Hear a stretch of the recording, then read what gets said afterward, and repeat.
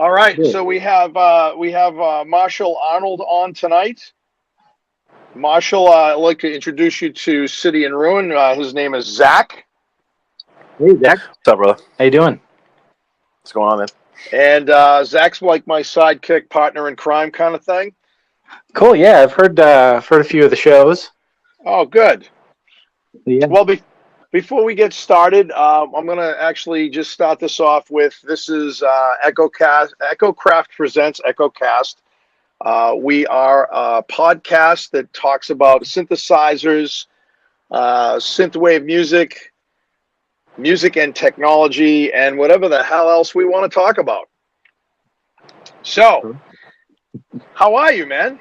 Hey, good. Nice to talk to you. I know this is awesome. I usually, just kind of like text you back and forth through YouTube and stuff, and I'm Yeah. really honored. I'm honored to have you on, dude. Well, I'm honored to be on. This is really cool. I don't think I've been on someone else's show before. Oh, that's awesome. This is my first time.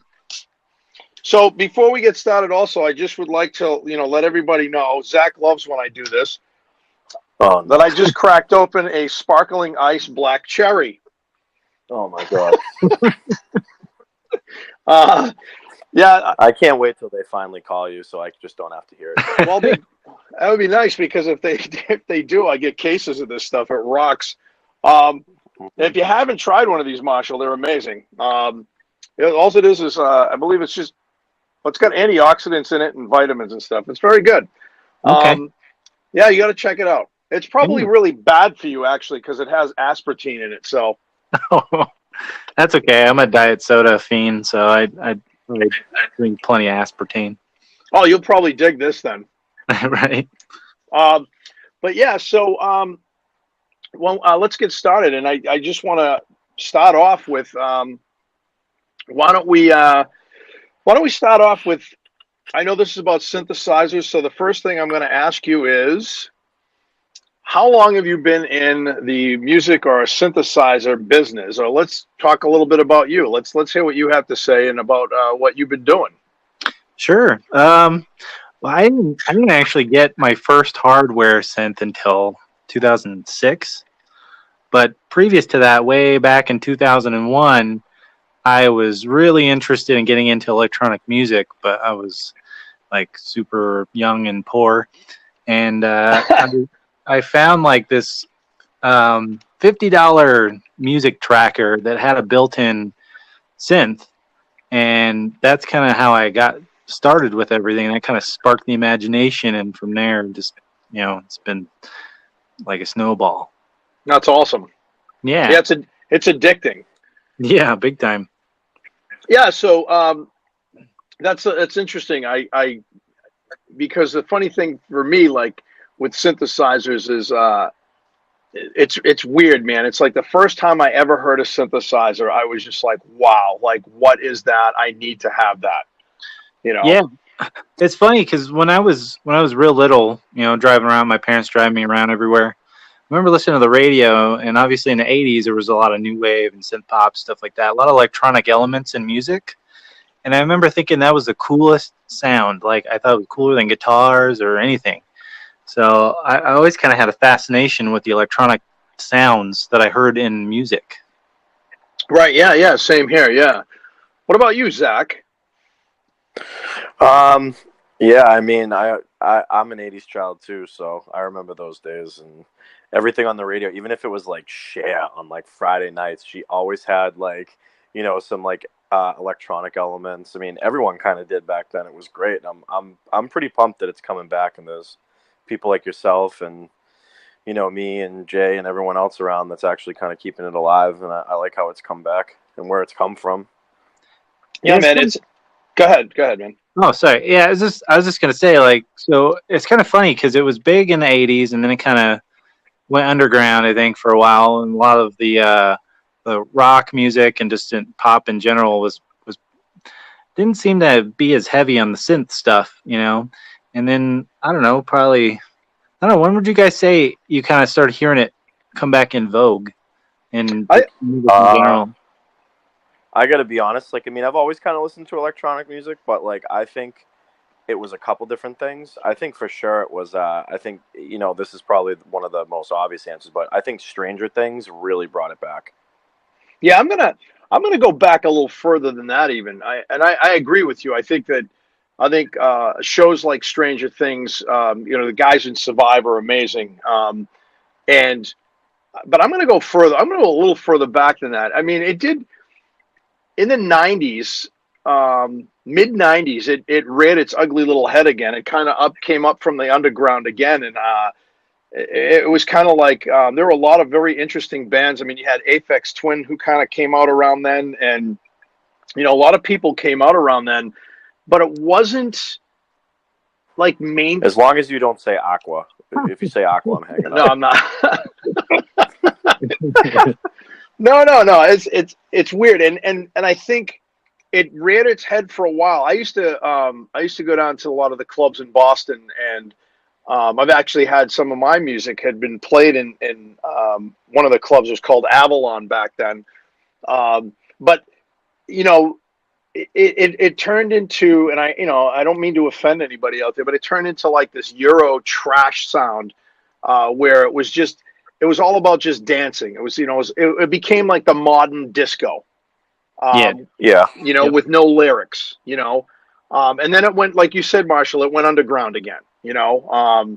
So it's just kind of interesting, But then there were these bands like you had Skinny Puppy, and you had Nine Inch Nails, and you had these bands that morphed into that like industrial sound that kind of kept the synthesizer's heart beating. Because back then, I don't know if you remember, but there was a lot of like interesting synthesizers that came out back then in the digital sense. And I remember there was a lot of people running around, that were analog purists that really, they were kind of like, the ones who were saying, no, it doesn't sound like that. This is what it's supposed to sound like. But the problem again was analog was so expensive, and the greats like Moog, Robert Moog, he didn't even have his company at that time. He had sold it. So yeah, man, I want to say that it is starting. Synthwave has come back, the '80s synthwave sound, which I'm really happy about because I dig that stuff. I think it's the coolest Scandroid, stuff. baby. Scandroid. Scandroid. Yeah. Do you listen to Scandroid, dude? No, I have not heard of them. Oh, it's Clayton from Cell Dweller, or he has a couple other bands, but oh my God, Circle of Dust. Yeah. One of his projects is Scandroid, and he's incredible. I'm gonna have to check that out. Yeah. Them and Gunship too. Oh, sorry. Jake. No, it's okay. Yeah, Gunship's amazing. Gunship is like probably without a doubt my favorite electronic music with like a singer in it. I just think like that girl has like a haunting voice, and I'm all about that. Yeah, I mean, Marshall, do you listen to any of well, first of all, Clayton. Clayton, you've probably every single movie and video game that's been made since I'd say the late '90s, early 2000s up until now has had at least one Cell Dweller track in it. Yeah. That's how. I'm sorry. Go ahead. Oh yeah, I don't know it by name, but yeah, probably something. If I heard it, I'd be like, oh wow, crazy. Yeah, if you go onto his website, man, when you get a chance, just look up Clayton Cell Dweller, Clayton with a K. Yeah. And just read his roster. It'll blow your mind. I sat there and I went, oh my God, I played that video game. I'd be like, oh my God, I saw that movie.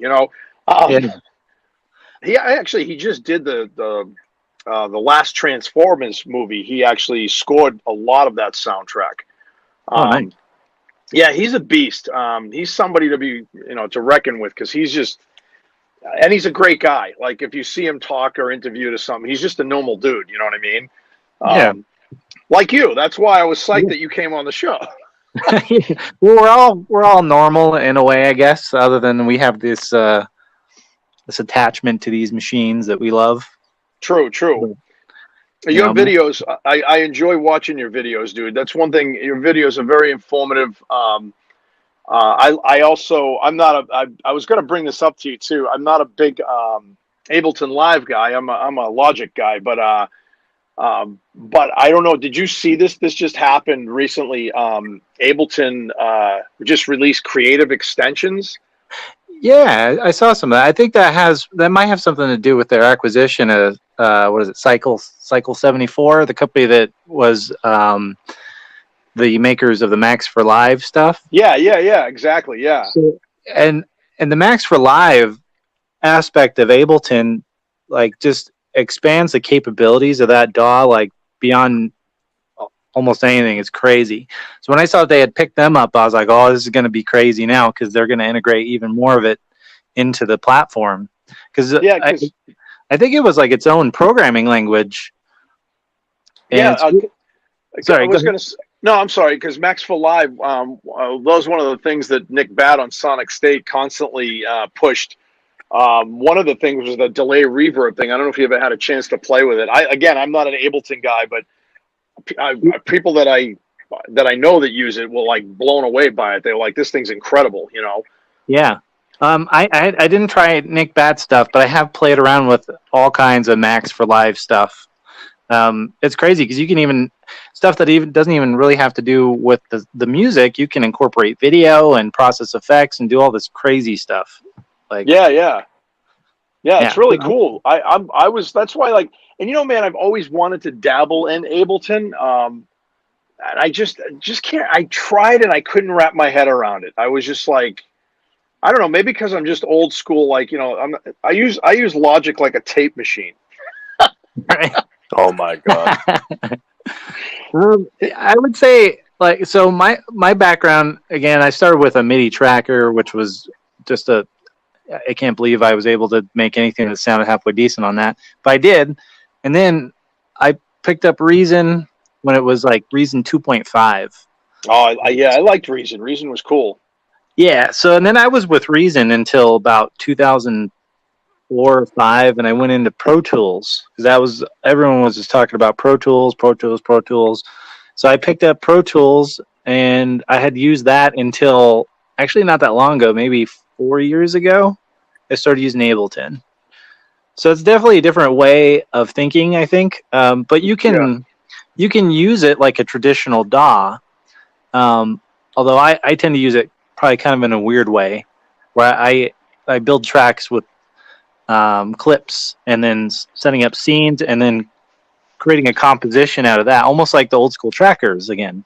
Right.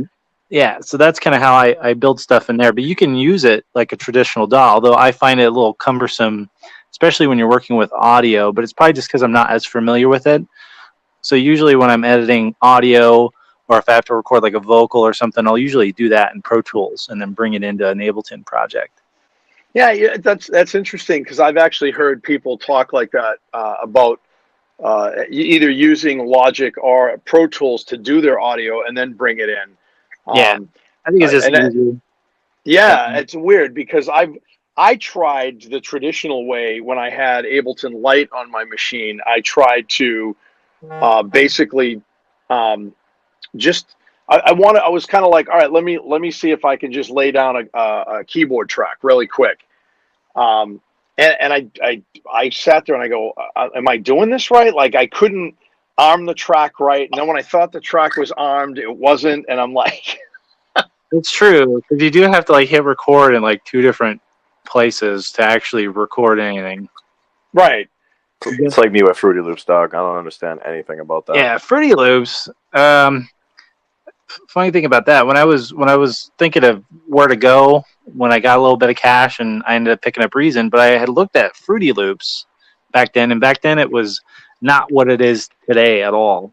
So that whole thing is really evolved, and it's funny because I think I talked some mad shit about Fruity Loops on one of my old synth demo videos, and man, here we are like 10 years later, and you've got like Avicii using it, and some like big time people use it.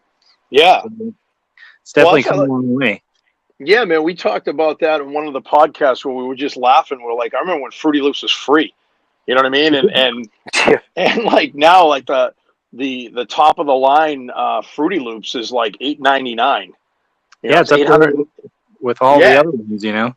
yeah, it's really expensive. And I was like, Jesus, I go, what does this thing have in it? It better be like Pro Tools or Logic or like, you know, it better be like Digital Performer or one of the big guys. And from what I understand, it is. The guy that I live in a small apartment building, and the guy that lives upstairs from me, my friend Dean, he has it on his PC. He built his own PC, and I started playing with it. And I'm like, and he's got the pro version, and I'm sure he didn't pay for it, but he he was. I was playing around with it, and I was like, this is pretty cool.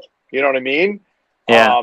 It comes with a lot of stuff, like in the box, like, you know, stuff. Some of the synth sounds were great. The drum machine was really great.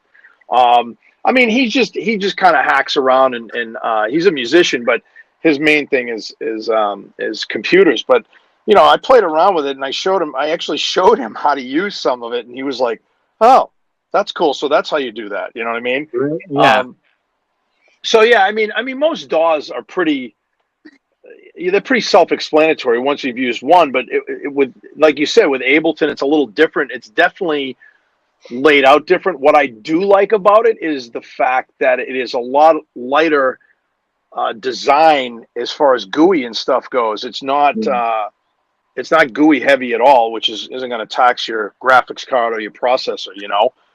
Yeah, it's fairly minimal, I guess, with the interface. Because I know with like, since we're talking about Fruity Loops, for example, you can get in there and do all kinds of craziness. And not that some of that's not possible within Ableton. It's just, I think it's just a cleaner interface overall. You don't have 20 different like windows everywhere, you know? Right. Like, I remember in Fruity Loops back in the day, you used to be able to get like this anime dancing girl that would like pop up on the screen. I could like never get rid of it. I used to get so pissed. Well, that's like the assistant paperclip in what was it? Clippy. Yeah, Clippy. I hated that thing, man. Listen, nothing was worse than the remember that thing, the grape ape? Oh yeah, the purple ape. Oh yeah. Oh. Man, you're making me feel old. That's old. It's funny though, man. That's when it all started. You know what I mean? It's Dude, like I almost put dynamite in my computer when that thing came up. The stupid purple ape off my screen. That's funny. So what else? I mean, I know that, you know, I'm definitely a frequent flyer on your YouTube channel. What made you want to do that? What made you want to get into you know, doing demos and showing people stuff like that? I'm just curious because I have a YouTube channel. I'm trying to get that thing launched and been doing it for a while, but I know it's content. So I'm having a little struggle with that with a full-time gig. But yeah, you know, so what made you get into it? Well, so probably back in 2008 or 2009, I started really kind of dicking around with trying to figure out how to stream video over the internet. Okay, cool. It kind of started with audio at first, actually. And so I built like a streaming server and did some other stuff for audio, and then kind of incorporated video using Winamp, actually. They had their own like extension that would run on ActiveX, and you could stream video that way. I remember that. Yeah.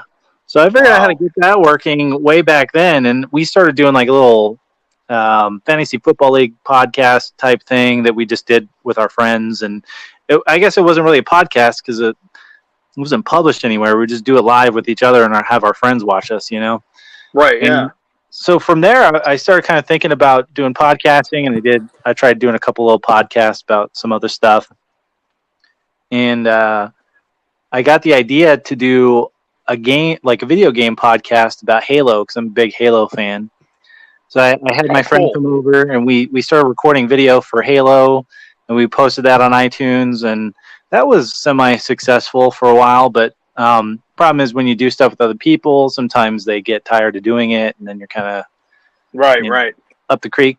So YouTube, I had posted a couple of videos a long time ago, just making kind of demos of a couple synths that I had that I was trying to sell actually on eBay, and they did like really well for back then. like 100,000 plays, all this kind of stuff, and they weren't really they weren't the best in terms of production value. But I think at the time, that was kind of a new thing. And again, I was just trying to sell a synth, and I would make the video and put it on my eBay listing so people can see, yeah, it works, and here's what it does, and here's what it sounds like.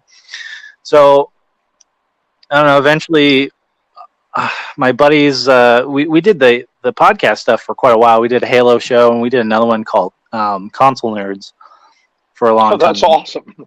Yeah, and we did those. We didn't put them on YouTube though. We put them on blip.tv. If you guys remember that. So oh my god. Yeah, that was like kind of like an early version of like Twitch, wasn't it? Oh, kind of. So fucking old. It was like you could at the time. The reason why we did that is because our show format would go like 30 minutes to an hour, so you couldn't post that long of a video on YouTube back then. They limited you to 15 minutes. Wow. So we would post it on there because you could post as long as the video it could only be a certain size, I think, but the duration could be unlimited within that size of the video. So that's kind of how I got into doing all the video stuff. And then after a while, all that stuff kind of died off, and I'm sitting here with all this gear and stuff, and it's like, I'll just start doing some stuff on my own and do this YouTube thing. And so I gave that a shot. I started kind of publishing regularly about a year ago, maybe a year and a half. Yeah. So that's kind of how that whole thing got going. Let me ask you this. Did you sell the synth or did you keep it? I sold it. I sold it. It was an SH201. And that was actually my first synth ever. Oh, dude. I sold it. Yeah, and the guy was all super excited. I think I did that with a couple of different synths. It was a Nordlead 2X and a Nordlead 3, I think. So if you look back on my channel to like my oldest videos, that's what those were. Oh, I'll definitely check them out. Yeah, that's cringeworthy though. Yeah, it's not the best thing ever I did, but I saw potential in that. And I've always had a big interest in music and synthesizers, and so I figured I got all this knowledge and know-how how to do all this video production stuff. Like maybe I'll give that a shot on YouTube some more. So, yeah, I mean, you do some cool stuff, man. You had the green screen thing going on, and the first time I saw you, I forget what video it was, that I was kind of trolling around on YouTube, just checking synths out and stuff, and I forget what it was. What you would post it, and I see this big M, and I see this like lights and stuff behind this guy when he's got this baseball hat on, and I'm going, what's up with this dude, right? So I check it out, and I heard you talking and stuff, and it was awesome. I was like, wow, this guy's somebody I'd watch, and I immediately subscribed to you, man. I was like, this is awesome, cool. I'm trying to think of what the synth it was, though. I can't even remember. That was a while ago. That was over a year ago. Yeah, it's probably when I started kind of doing it more regularly, and I probably had the crazy background going, and like it was every Sunday night.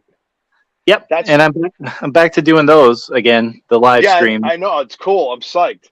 Yeah, because I remember. You know what it was? It was the boutiques. Oh yeah, yep. I forget which one it was though, and you were funny too because you were like, well, I bought one, so I had to buy the other one, and I'm like, oh my god, that's me. I think I have to say, I really do enjoy the boutiques. Yeah, they're cool.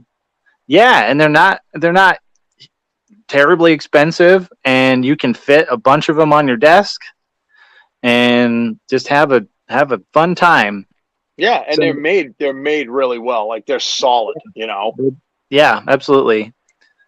Yeah, I got about what, 6 of them, 7 of them now. Yeah, it's bad. I'm surprised that my wife is still with me, but Zach, I'll tell you, he said to me, you got too much gear. His girlfriend came over. This is the funniest story, right, dude? His girlfriend comes over and she just stops at the door and she goes, "What the fuck?" Oh my God. Yeah. She didn't Do you even know remember what to that? do. Dude, she didn't even know what to do. She was like, she thought she stepped into like a fucking synth museum. Yeah, well, it looks like a spaceship. I'm just surrounded. That's what I think people she tell was. me I think originally. she was afraid to like sneeze because she didn't know how much everything was, and if she broke something, like she'd be doing dishes for like 12 years. Yeah, it was. Well, I mean, and your studio's the same way, dude. I loved when you did the studio tour video too. That was really cool. Yeah, I'm gonna do another one here next month. I think I did that last August, so I'm gonna try and do one every year. Yeah, because things change, you know. Oh yeah, and it's changed a lot since the last tour. So it's time for another one. Zach, you got to check this video out that he did. It's awesome. He goes, yeah, I picked up. What did you picked? Oh, you picked up a VP03, and Mm-hmm. you go, yeah, they stopped making these. Well, I was there. I just happened to grab a Matrix boot while I was at it, and I was like dying. I started laughing. Sounds Well, legit. the Matrix Brew it looked awesome. Like before I got, I was kind of on the fence about it, and I was like, well, I don't know. And I'd heard some people kind of talk bad about it, and I was like, I need to play one, So when I picked up that VPO3, the Guitar Center near me usually doesn't have really the best selection for synths, Yeah, especially the high end stuff, dude, they're all like that. Trust me. Yeah, it's terrible. It didn't used to be that way when I was first getting into this. They had all the good stuff there, but they don't keep it in stock in the stores anymore, so you can't go demo any of these synths usually. But luckily, Exactly. they had a Matrix Brute, and I jammed on it for, I don't know, 10, 15 minutes, and one of the store guys came over, started talking to me about it, and I basically said, well, if you give me a discount, I'll buy it, and he did. So Right. Well, do you mind me asking? I think he gave me. I think I got it for 1,800. Oh, that's a good deal. Yeah, that was a good deal. A couple hundred off, and then you got to cover, taxes and all that stuff. Like, but if I bought it online, I wouldn't have to pay any of that. So that's why I was like, hook me up with a discount, man, and I'll pick this up. Yeah. So I did. Yeah, I was literally on the fence with it myself, and I a lot of guys that had like Arturia mini brutes and stuff like that. I was kind of like going. I heard bad stuff about them, like the keys were falling off there, and so I'm sitting there and going, I don't know, man. This is a big synth. It's a lot of money, and then I saw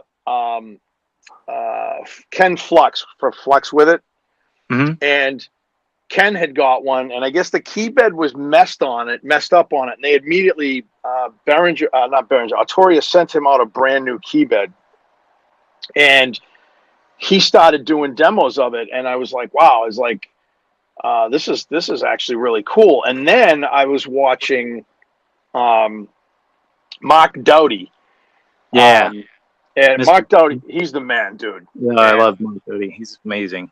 Isn't he? And yeah. And I started watching some videos, and when Mark Doughty, who's like the Moog guru, turned around and said, this right now, out of all the synths that I have, is my favorite synthesizer.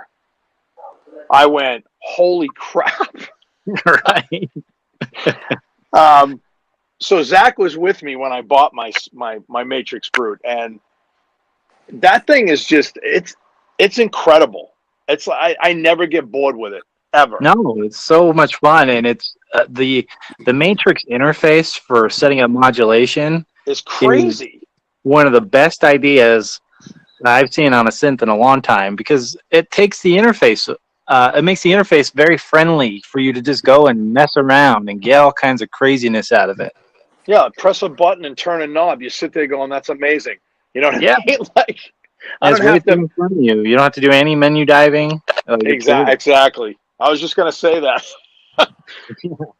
No, it's incredible. It's heavy. It's a beast. I was looking, believe it or not, man. I was looking at that, and I was looking at the Moog Voyager.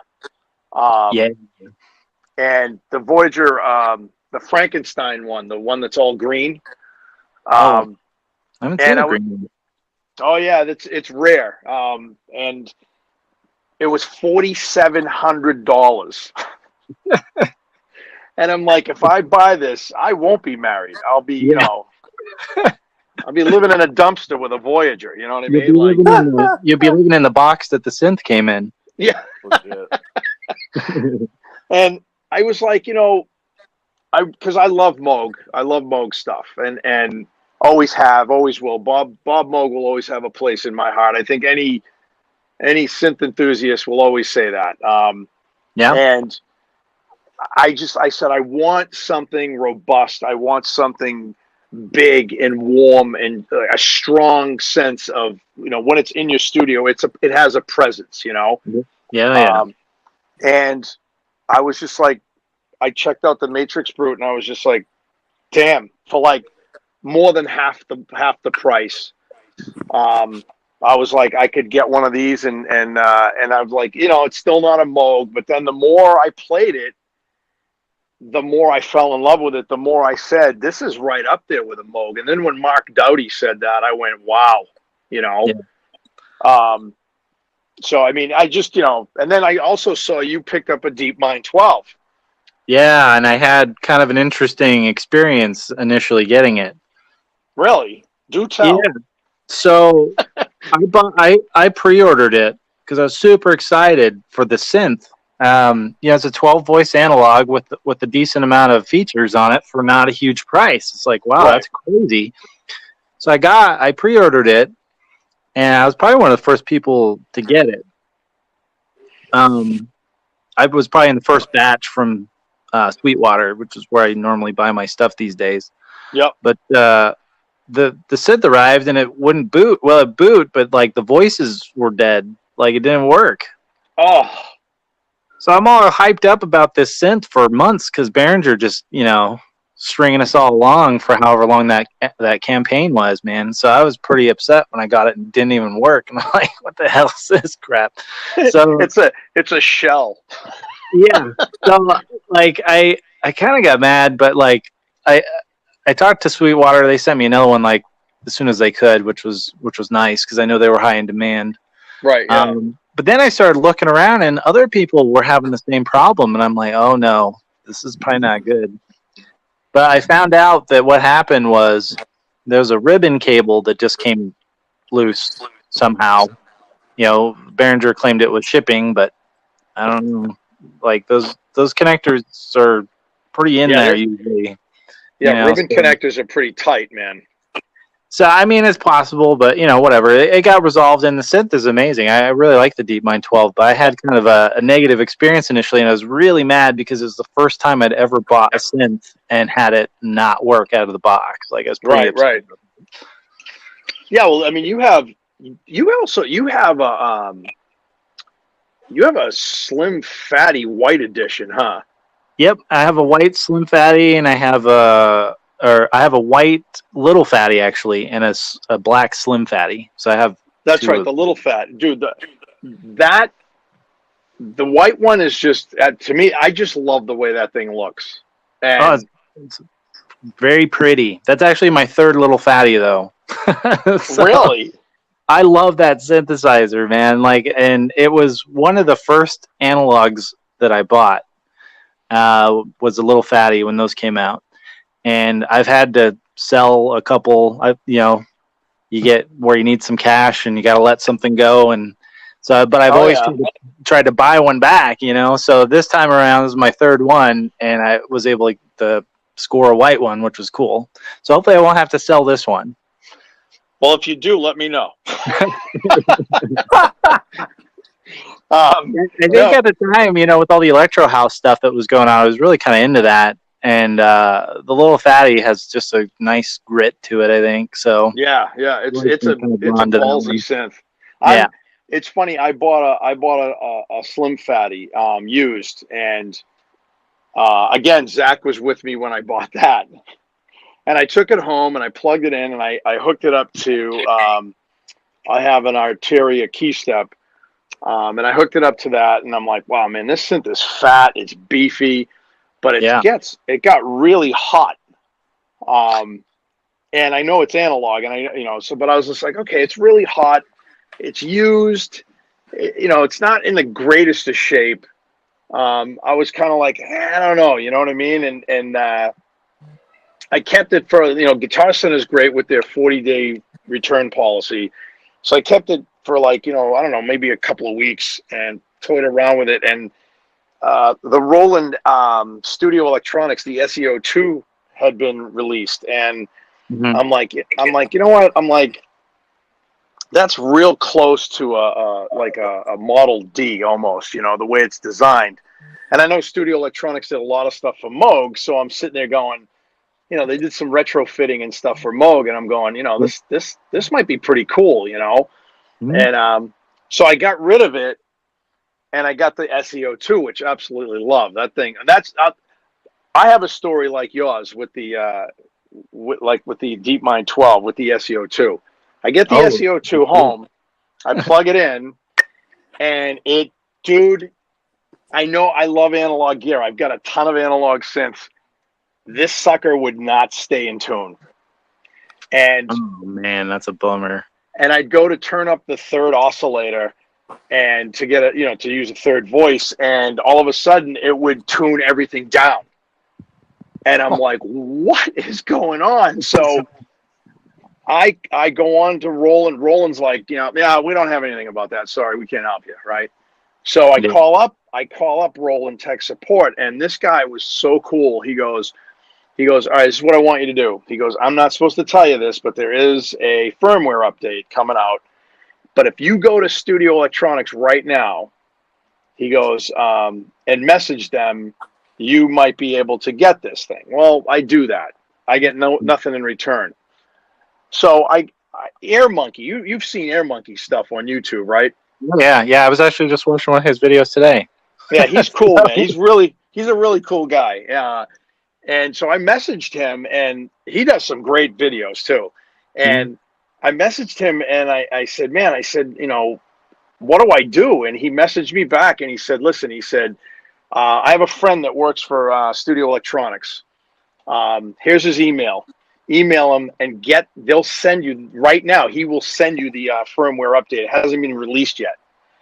And I'm like, really? And he goes, yeah, man. That's what I love about the synth community. Like, everybody's willing to like help each other, Oh yeah, great. And so I messaged the guy, and literally within like 5 minutes, this is on a Sunday. The guy sends me the firmware update. He goes, what do you got, a Mac or a PC? I said, I got a Mac. And he said, okay. So he sent me the firmware update. I did exactly the way it said to do it and turned it on, and the thing's been working like a charm, man. That's one of my favorite synths. It's a nasty synth. It's gritty. Yeah, it can get pretty mean with all the cross mod and some of the other features they have on there. I actually did a comparison video with it and my Mini Moog, and because I was like, this was before the Behringer D was released, and there was all this hype about these synths because they were pretty much supposed to kind of emulate or clone the Mini Moog, right? Right. So I did a comparison video, and I actually got, I think it was the one of the main developers of that synth from Studio Electronics commented on that video that I had done because I was like, there was some stuff that was definitely not the same. And one of the weird things was on the oscilloscope, one of the pulse waves were inverted. So really? I think that had to do with some firmware stuff too. Yeah, so it had some weird stuff, I think, initially, but I think most of that's been ironed out now. Yeah, because I just did the recent firmware update on it, and it actually added a couple more sounds. What else I did too is I added another bank. I don't know if you saw that. But the other thing too is I downloaded the for $12. I got the editor for it. Yeah, that thing's cool. You like using that? I mean, I was kind of like, I saw that, and that's cool. But I was like, but I mean, it's got a pretty good interface just on the synth. I guess there's some stuff under the hood that maybe it's a little tougher to get to, but probably not that much, right? No, there's only a few things, but one of the cool things was being able to do like this morphing thing, where it kind of like puts the sound in a bag. You shake it up, and it throws the sound out, and it kind of like gives you a completely different sound. And I was like, all right, that's cool. I that like is that. cool. You know. Yeah, that's a great idea. Well, yeah, I mean, it reminded me back in the day. I'm gonna go way back here. When I used to use a program called Vision by OPCODE. I've been a Mac user for a long time. I know you're a PC guy, Yeah. but I've been a Mac user for a long time, and OPCODE made this program called Vision. It was a DAW. It was the first MIDI DAW that was out there. It was like $400 or something like that, and I remember getting it, and it had this thing called Unison. Unison was basically an editor librarian for a lot of digital synthesizers, because that was the whole digital scene was huge at that point. This is in like the late, I'm going to say early 90s.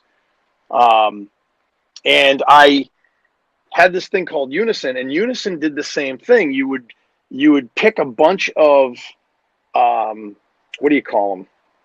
Patches, and it would kind of like morph them into one big patch. And then you could save it if you liked it. And you know what does that now too is AB Synth from Native Instruments. Oh yeah, Absinthe. It's funny. I haven't used Absinthe. Is it Absinthe or is it AB Synth? I always called it Absinthe. I maybe that's wrong, but I don't. We've always called it Absinthe. Oh, I love Absinthe. Yeah, not the drink, Zach. Right. The drink that isn't that drink illegal? The UK one is, yeah. Okay. Yeah. It supposedly can make you go blind. It could kill you. It makes you hallucinate. There's a lot of Green goth, Fairy. Yeah. There's a lot of goth people that I know that they get absinthe here in the States, but it's not as bad as that shit. Yeah, it's not the same. Yeah. No.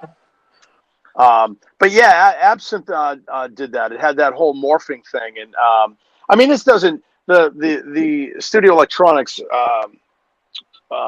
editor doesn't do it quite like that. But I thought it was kind of cool. I was like, all right, this is fun. You know what I mean? Because like you, Marshall, that's why we like analog synths. Is we like to go in and say, hey, I like synths that don't really have presets and patches. Because you can go in and just tweak the crap out of something and come up with something. But then again, I'm going to ask you this question too. Then again, I do like some presets, and I use presets sometimes, and people give me a hard time about that. Do you use presets? It's sometimes. Most of the time, I mean, I have. Who hasn't? So there's some great presets out there, and why would you not want to use something that's really good? Exactly. But a lot of times, I'll start with a preset and start modifying from there. And sometimes it's not. Sometimes it's not even a lot, but it can take you into a place, and there you got what you want, and you can use it, and you're good. So I think presets are great especially for a good starting point, because sometimes, especially when you get a new synth, like you're not familiar with it at all. You don't know how to do some of the crazy stuff these synths can do. So. Yeah, I think presets are fine. Obviously, you don't necessarily want to rely on just using presets for everything necessarily, but right. I would encourage people to explore the synthesizer and come up with some stuff. But yeah, I mean, when I got my DeepMind 12, I actually didn't like a lot of the presets in that synthesizer. I really got the DeepMind really because of the pads. And the arpeggiations. I thought those were done really well. But what I did is I followed this guy on YouTube, GeoSynths. I don't know if you've ever checked him out. Oh yeah, I've seen his stuff. He does a lot of patch banks, and he was probably one of the first people to do patch banks, third party or whatever for the DeepMind. Did you buy them? No, but I've watched a lot of his stuff. I think I watched his prologue video as well. Oh yeah. We'll get into that in a sec. That's Zach wants one of those real bad. My heart just like stopped and then started again. But no, I bought this. I bought his first bank that he did for the DeepMind 12. And what I like what he did was you with the DeepMind 12, you're only allotted up to it goes from A to H for the banks. And so there was one of the banks I really didn't care about, and it's kind of interesting that it happened to be the G Bank. So I was like, okay, cool, I can get rid of that. So he tells you what to do, and yeah, I had to download a SysX editor, and I haven't used one of those in a while, so that was fun. Right. And so I was like, all right, this is cool. This is ought to be interesting. I usually screw shit up when I use these things. So, but it went really smooth. He sent a video to show you how to do it, which I thought was really nice. He's a super nice guy. And I loaded he came up with some gorgeous pads, like breathtaking. And being able to go under the hood with the DeepMind 12 and really get into the TC Electronics effects really makes that synth sing, I'd say that's what really makes it sparkly. Yeah. And what I did effects are really good on it. So. Yeah, exactly. And so what I did though with a lot of his stuff was I kind of tweaked them myself. I loved a lot of his presets in the banks, but I was like, you know what, I want to make this a little bit more mine. But I don't change the patch. I just save it to what I did to it. But I don't change the name of it or anything because he came up with some really cool names too. But I messaged him and I thanked him too. I said, man, and he sent me for a limited time, if you because you bought the first one, he actually had the second bank for free. And then he had it for half price after that, and now it's up to full price. I got it for free. I still haven't loaded it in because I'm like, well, that means I'm going to erase like bank H, and I don't want to do that. You know what I mean? Yeah. Well, you don't erase it. I saved it. But yeah, man, he's a really cool guy. He really. And it takes a long time to create patches like he does. So he puts the time in to do it. You know what I mean? Yeah, he's a very skilled sound designer, I'd say, on these synths. I've heard him make some pretty crazy stuff. Yeah. And even with the prologue, I mean, I watched that video too, and I was just like, I can't buy one of those, Marshall. I can't. I want to. I really love the way the prologue or the prologue, right? Is that what you call it? What did you guys call it the last? I guess prologue. Yeah, I guess it's called the prologue. Yeah. Well, because it's the mini lug, right? Isn't it mini lug? Isn't that how you say it? I always just called it the mini log and the prologue, but who knows, right? I don't know. It's like, well, you have to say moog. You can't say. Well, you have to say moog. You can't say moog. Right. Well, I think you're allowed to say moog if you're British. I think that's the rule. Oh, okay. Because I remember Bob Moog coming on and saying, this is how you pronounce it.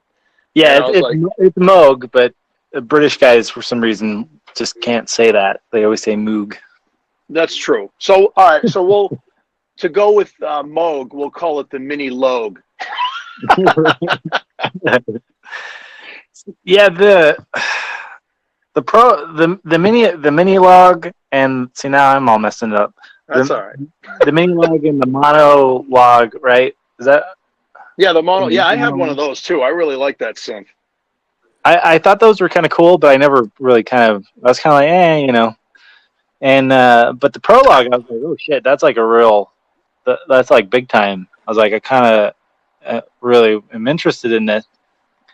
And it's again one of those synths where like I really need to play one. Yeah. Because I don't know, but I think it's kind of pricey for the feature set, but it does sound really good, I think. And it would suit my style of music really well. Yeah, I thought, I mean, even, you know, what was the deal about, you know, and Zach knows, there's a couple of pet peeves I have about it. Why I bought the mini lug when it first came out, Nick Batt had done a demo on it, and I was blown away at the fact that you could record knob tweaking. And, oh yeah, the automation in the sequencer. Oh, I love that, man. I use it all the time. Cool. You know, Mm-hmm. But the thing with the prologue was, they skipped that function. Yeah. And I was like, why? Why would you do that? That's like one of the coolest things. And then, Nick Batt was saying, well, geez, maybe it's just a firmware update that they can do. It's something that's probably just, it has to do with the operating system. But how they priced it out too, like the larger one comes with a compressor on it. I'm just like, really? I think the compressor is supposed to help with loss of low end when you're using resonance on the filter, if I remember right. Yep, that's right. Yeah. Why they would leave that off of the 8 voice, I don't understand that. Yeah, that's what I said, and that's why I was kind of like going, all right, so how much more could the compressor cost? And I mean, it's not like a mainly or like a Well, it's still $1,500 for the 8 voice, man. Like that's not cheap. No, it's not cheap at all. It's not cheap. I think it only has one LFO, which is really odd. Yep. It's got that digital oscillator that I guess they're going to allow an SDK for third parties to develop other oscillators for it, but who knows? Yeah, I saw that. I mean, that's a cool concept, but I don't know where that's going to go with this. So they seem to miss certain things that seem pretty obvious to everyone else, and it's expensive. So I'm just kind of like, I don't know yet. I need to play one and see if I really fall in love with it, like I did the Matrix Brute. So, yeah. Well, I know that they have one. The big city stores, like in Boston, they have that's like the flagship store for Guitar Center. I was telling Zach last week. I said, "Hey, dude, they have one. We should go check it out." They have one on display, and I'm like, "I want to go check it out," And he's like, "Yeah, I want to go check it out." But I know you, Zach, you'll probably like check it out and you buy it, right? What are you trying to say? Well, that's you. Ever since it came out, you're like, "Oh my God, look how beautiful that is! Listen to that. Look how it sounds amazing." Dude, yeah, it does sound really good. I watched the demo. I don't know. Do you watch any of the Andertons videos on YouTube? Yeah. Oh my God, those guys are awesome. Yeah, but the guy from KORG, I can't remember his name, but whoever they had from KORG demoing that synth almost sold me on it, man. I was almost gonna buy one because of that video. What impressed me was the one Zach had said, "Dude, you got to go online right now and check out the new KORG video on KORG's website of I think he's Japanese. I think he might be one of the developers or something, but he played some pads on that thing, and I was just like drooling. I'm going, wow, that sounds incredible. Yeah, but the thing is like, they kind of like missed the mark on a couple of things, and I start looking at that, and then I think about, well, you for the same amount of money for the larger one, which is $2,000, right? It's what is it? It's 2,100 or something like that, or yeah, it's like $19.99, I think. Yeah, and you could get a DSI, right? I mean, for that, listen, DSI is not a Prologue, okay? Oh, please.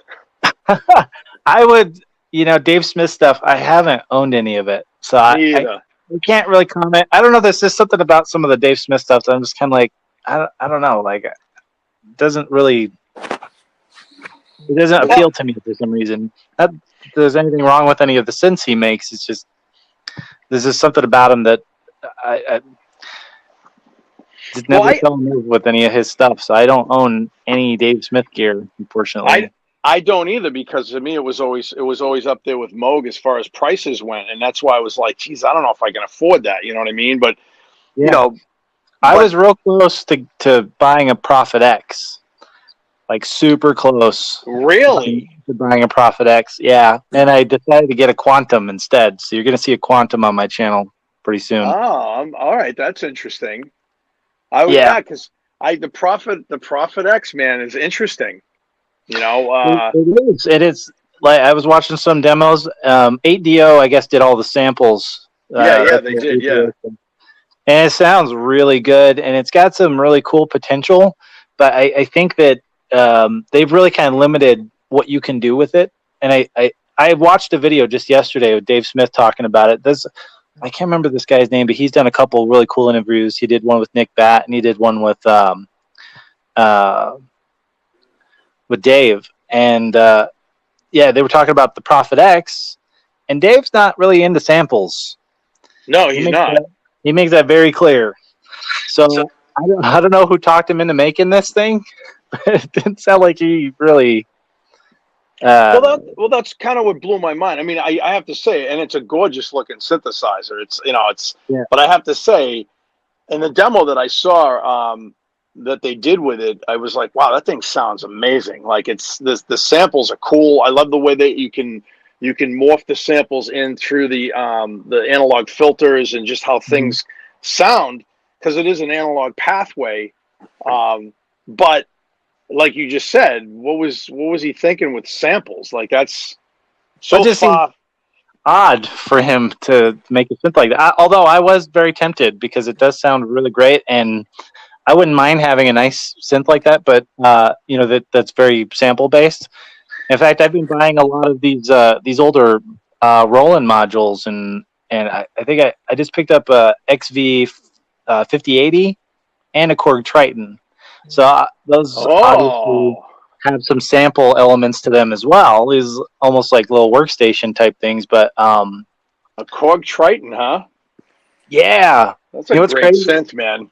When I started into music, that was like the thing to have, and they were like ridiculous amounts of money. And I'm playing on my little MIDI tracker instead, So I hear you.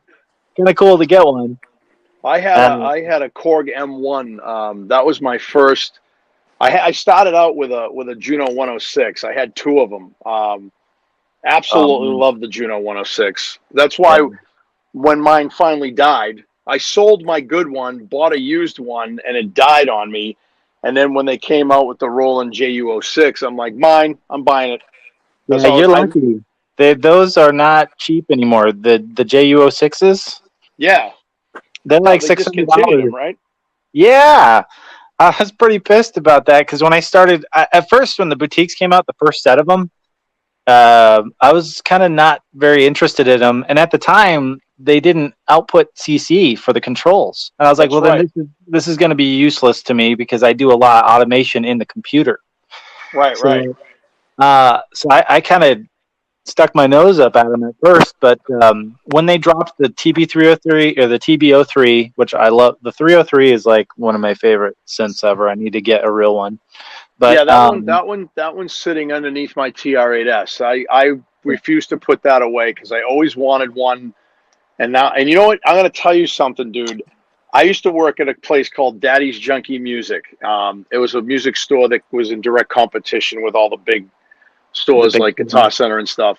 And you're going to die when I tell you this. We used to have TB303s, a couple of them, and we had a Roland TR808 just sitting in this glass case, and nobody wanted these freaking boxes, dude. Like, nobody, right? Yep. And I remember this kid came in, and he goes, "Yo, where your beatboxes at?" And I brought him over to this glass case, and I go, "Right here, dude, here's some beatboxes for you," right?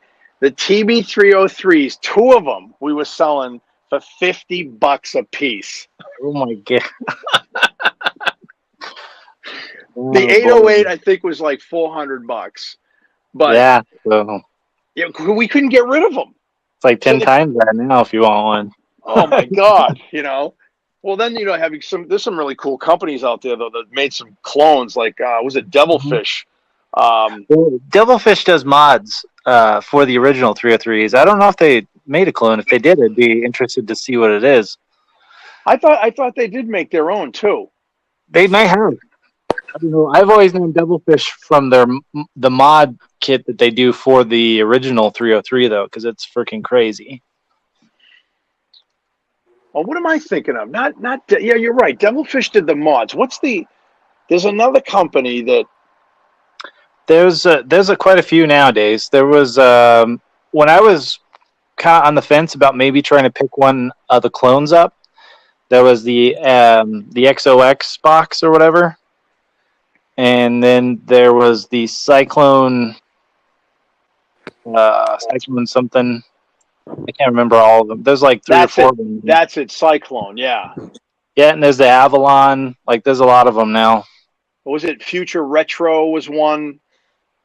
Yeah, here's the. I just called up the Cyclone right here. Analogic, the TT303. That's what it is. Yep. TT303. Yep. That looks pretty cool. It kind of looks like a kid's toy, though. It's weird. Yeah, well, I mean, the original 303 looks kind of like a toy too, you know. So. Yeah, that's true. Here's one right here. This is an original Roland 303 for $2,849 used. Yeah, it better be in freaking perfect condition for me to pay that. For it is. It's mint. Yeah, it's crazy. On eBay. Yeah, and you had two of them for $50. You could have spent $100 and walked out of there. Come on. Seriously, man. And one of them actually still had the silver bag because they used to come in like a little silver bag, like a pouch. Yeah.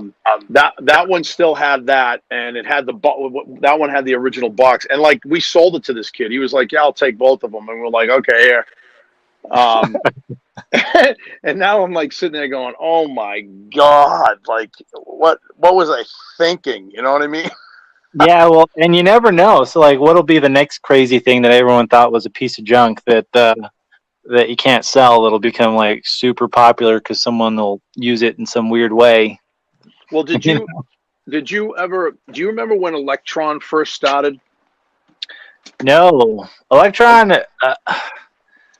They're one of those companies where they have some cool stuff, but I have never seen any of it in real life. I had one. So before Electron made what they make today, you know, with the Digitac and all that stuff, and Electron was the first company to take the Commodore 64 chip, and they literally were gathering them from around the world to make this synth called the SID station. Yep. And I bought one. It's because it used the SID chip. Yeah, the SID chip. Yeah. Yep. And I bought one, and I had it, and all my friends are like, "Dude, this thing's amazing," right? Yeah, it was a pretty cool idea. Yeah, I paid $4.99. Oh, that's amazing. They kept it at the airport because they thought it was a bomb. It looks like a bomb, dude. It does. And I remember Customs kept it. They opened up the box, and you know, they said, "Okay, you can come down and pick it up." And I'm like, "Okay, great." And I went down and I picked it up, and I had it for a long time. I swore I would never get rid of it, man. And I sold it for $100. And I want to, every time I think about it, I just want to shoot myself because I'm just like, it kills. You can't even find one. Like if you go on eBay looking for them, they're like thousands of dollars now. Yeah. Oh. I had talked to a guy. I don't know if you've seen like any of the Mr. Cow Food videos that I have. Yeah. Mr. Cow Food. Yeah. Mr. Cow Food's a really cool guy. And he's I think he's real into modular stuff. And he does a lot of ambient music. But he was the one that told me about the SID station because I had never heard of it. So it's just because of the brand out here, like the Electron, I think is very, very popular, especially in Europe. And now that I'm more plugged into the synth world, you know, I find out about these things now, and I'm just blown away. I'm like, man, that's crazy. Yeah, it's a great idea for a synth. Yeah, no, totally. And Electron, to me, I just think that they're very, they can be very hard to get around. I know lots of people that have had Electron stuff, and they are a little difficult to get into. Although I know the Digitac is probably the most simple thing that they've come out with. And what was it, the Digitone? I know Bo Beats had done a couple of reviews on those. Yeah, he's like, he loves Electron like we love Moog, you know? Yeah, totally. Well, I mean, it's they're right there. You know what I mean? Right. From his home country. I'm surprised he doesn't like Clavia, though. Any of the Nord stuff. I don't ever hear him talk about Nord. Well, yeah, it's weird. I don't think because he's. From what I've seen, I mean, I started watching Bo when he had like 400 people following him. Yeah. And I don't think he really got into that kind of synthesizer. I think he's really into. I mean, the Nords are gorgeous. Don't get me wrong. I would love a Nord lead. They're beautiful. But I like him would prefer something over that first. I know he's big time into Arturia as well. I mean, they basically gave him before NAMM. They gave him actually even before NAMM, the NAMM show. What was it? What's the big show? Music Messier. I think was it Super Booth?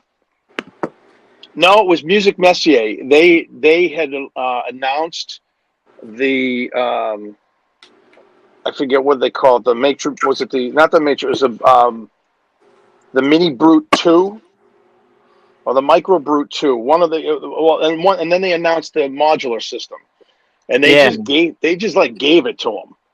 Wow, that's crazy. Well, he's got a lot of subscribers now too. He's doing really well. Yeah, man, he's doing really good. He's got 46,000 people now following him. Last time I saw, he was in the 20s. So if he's getting in the 40s already, that's pretty wild. Well, he just interviewed Nick Bat, man. I was blown away. I'm like, how cool is that, right? That is cool. So he's had Gaz on there too. So he had Gaz Williams, yeah.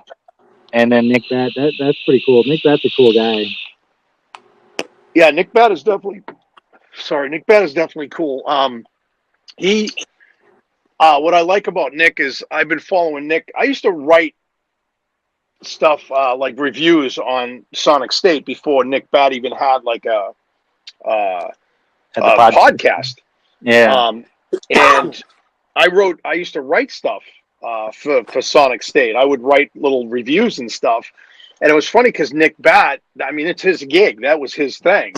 Yeah. And one time I wrote, I don't know if you remember the Sonic Fizmo. No. And Sonic stuff was not around when I got into music. And Sonic was interesting because Sonic was one of those companies, they were made in America and they broke all the time.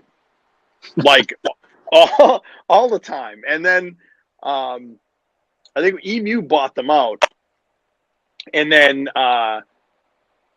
EMU made a combination with them called the synth called the Fizmo, and it was purple and blue, and it had few knobs, and it had this really weird transient style synthesis. It was weird. Well, I bought one. I was like, I'm gonna buy one of these. And so I did a review on it. It's cool. It had some great sounds. It sounded really cool. And so I did a review on it. So Nick liked the review, and then there was some haters that totally trashed on me. It was really funny. You're gonna get that, man. Yeah. People are gonna love. If I talk nice about Moog, people tell me I'm an idiot. If I talk nice, one of the synths that I hate is a DX7, and that pisses a lot of people off. I hate the DX7. Oh my god, that's awesome. I know it was used in a lot of music that I love, but I hate that synthesizer, man. It's impossible to use. Well, not impossible, but it's really bad. You're right. You're right. I had one for a week. I didn't get it. I still have one. I'm going to do a video probably one day where I put on some gloves and one of those doctor masks so you don't get sick, and play it. No, I didn't get it. I was like, all right, what am I supposed to do with this thing? I got to tell you, I'm looking at it right now. I bought a little KORG Volca FM. Somebody was telling me I should pick one of those up. It's cool. It's probably one of the coolest little synths that out of the Volca line. It's a lot of fun. It does some weird shit. But I will tell you something that's even better than that. Zach and I have the Arteria, was it the V6 collection of all their synthesizers? Yeah. And, man, I'm telling you, the DX7 in that, because you click on this button and the hood opens up and you just dive in, and you can actually program the thing. Yes, and it's a lot of fun.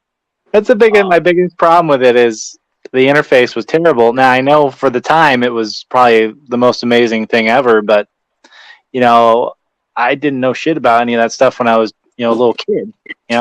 So coming into synths, and when you look back at some of the synths that people really cherish, that's one that I don't understand, man. No, dude, I hear you. If somebody said to me, would you rather a Jupiter 8 or a DX7, I would have been like, give me the Jupiter 8, man. Yeah. Because I totally got the Jupiter 8. Like, I understood it. I'm going, oh, a knob, I can turn that, and oh, it does this. The DX7, I told you, I had it for a week. It was a friend of mine, and I was just like sitting there going, what? Like, and all I could get out of it, you're going to laugh. All I could get out of it was bass sounds and this tinny piano sound, and I hated it. But FM is really good at bell type tones. Yeah. So that's why like you'll hear a lot of bell stuff with FM, because that's what it's really good at. It's got really high fidelity, especially in the high range frequencies. So it's really good for that type of bell emulation, or those kind of like the little electric pianos, the Doogie Howser type synths, sounds that you would hear back then. It's really good at that, and it's just a bitch to program that thing. Did you ever see the which is not good for a synth. No, it was brown. Like, what was that color? Not like a good brown. It's like a shit brown, man, because it's a piece of shit. That's what I think. Oh my god! Oh, there's going to be some haters on this one. I'll tell you that. I mean, that's what my point, though, is that if you like something or don't like something, there's going to be people that are going to get mad at you either way. So it's all preference, Totally, yeah.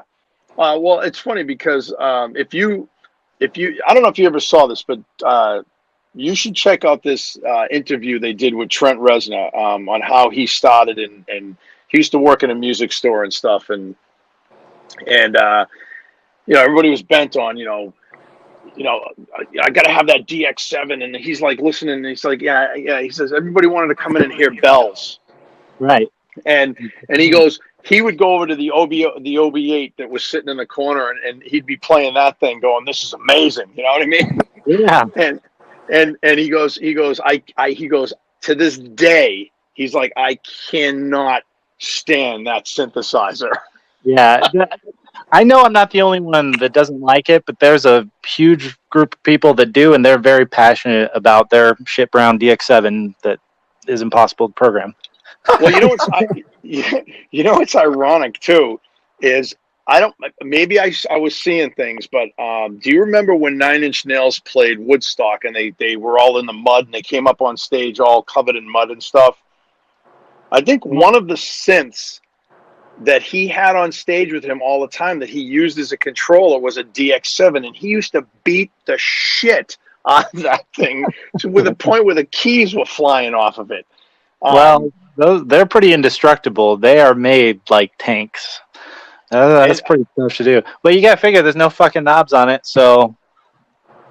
Yeah, it's just sliders, man. Sliders in a metal case with some keys on it and some membrane buttons. And it's shit brown. And shit brown with the bright green buttons. Doesn't it have green buttons on it?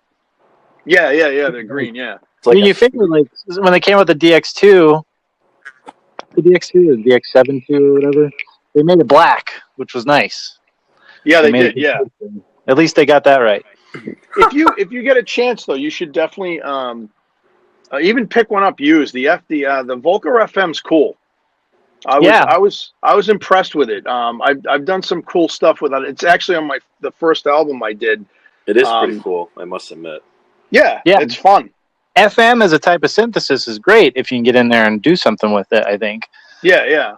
You know, Yeah, there's a and lot of guys on YouTube that have they use there's one guy I watch who actually he uses Fruity Loops like exclusively, and all he uses is all the image line plugins, and he uses the Citrus FM plugin all the time to do some really crazy like cool shit.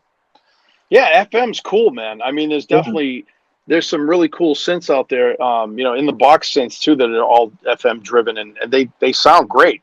Yeah. But it's just the way the DX. I'll never forget like the '80s, man, when everybody had one.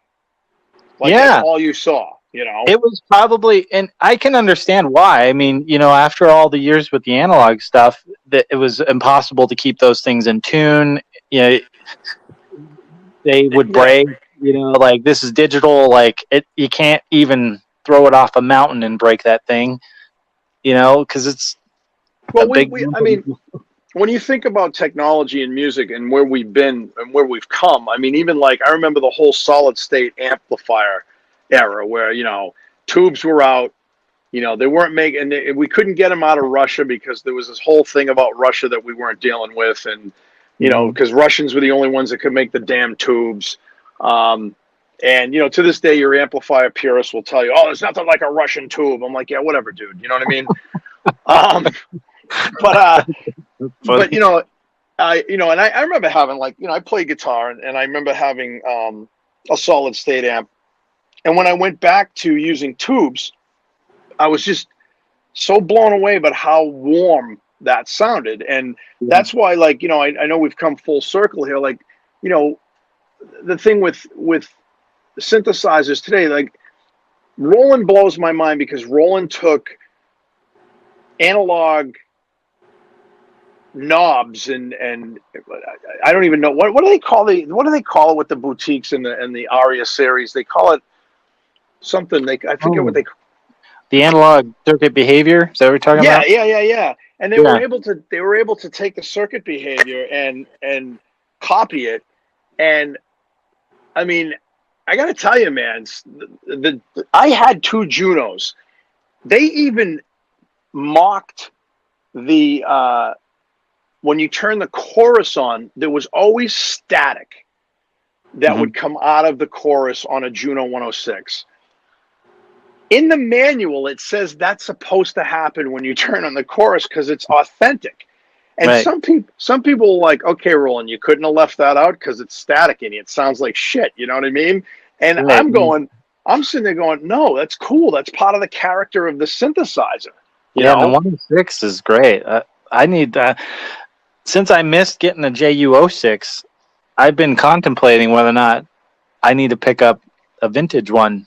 The only concern I have is obviously with any vintage gear that's that old, man, if I have to take it to a shop out here to get fixed, it's going to be gone for probably months, and I'll have a huge bill.